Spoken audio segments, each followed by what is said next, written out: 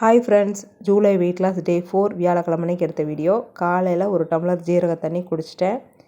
அதுக்கப்புறம் ஒரு 9 o'clock போல் weight check பண்ணி பார்த்தேன். 73-100 இருந்தது.